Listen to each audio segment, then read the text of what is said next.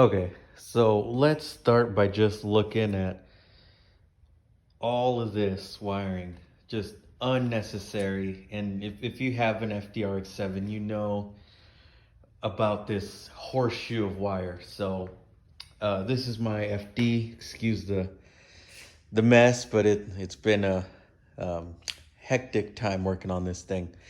Um, so what the main thing I want to show here is you don't need all this to have working headlights, taillights, a working chassis per se.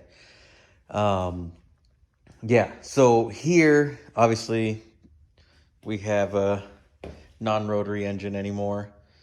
But what I want to look at is the wiring. So what ended up happening was pulling everything out as far as factory wiring. It's all gone. It's all empty. The whole car is emptied out of original wiring. I got the dash pulled out. Pretty much have it all apart. But like I said, it's possible to have all the same amenities that you had. Same thing with like the heater and blower motor. We're going to be just running the factory switches, but to newer components.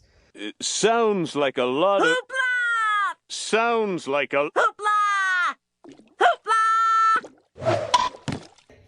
So first, I want to show what we got going on here as far as tail lights, brake lights, turn signals. So we have factory Rx-7, just tail light harness here, tail light and turn signal. But from here, what we did was connect it over into our own wiring, and this is all soldered and labeled. But yeah, I want to give you guys kind of a little bit of a breakdown so then you don't have to go through all the research, but here we go. So, okay, sorry about that. So the thicker one here is the brake for the brake lights. So it's a solid green.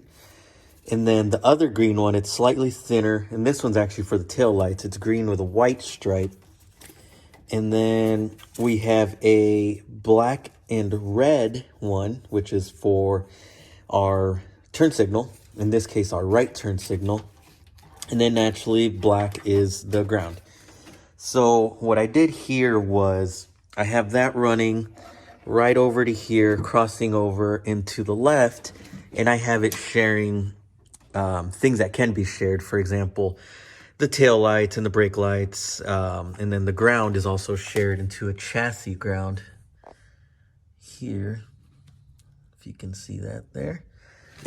The only thing you don't want to tap into is the turn signal, because if you put on the right turn signal and they're tied together, the left one's going to go at the same time, and you no longer have a turn signal. You have hazard lights. But yeah, so from there, that's running all the way to the front of the car, where we're no longer using the factory fuse boxes, just because there's so much that it takes to get that to work. It's all tied together with so many other pieces. So what we did here was I went with an aftermarket. Let me see if I can get a flashlight here real quick. Okay, so I got a flashlight here. Here is the aftermarket fuse block that I ordered. And I already started wiring in different components here. As you can see, I got the relays already started. An LED flasher you'll also need. Okay. So yeah, we got the driving lights, rear lights, turn signals, and then the marker lamps wired in. And I'll kind of give you kind of a breakdown at how that's wired, because that'll be a big part of it. If you can plan everything out, it should be, you know, overall very, very clean wiring system. So everything's still loose right now, but once we got everything pretty much wrapped up as far as getting all the components to speak to each other, we should be okay. But yeah, I'll kind of talk you guys through how I did kind of as far as I've gotten here. And all you'll need is some wire spool, some solder. If you don't know how to solder, some electrical clips might work, some connectors, some butt connectors. You'll need these guys here. Okay, so they're 5-pin relay harnesses, just little pigtails here. Yeah, you can pop a relay right in there, 5-pin relay. So it's just like a 4-pin relay, except obviously with 5 pins here.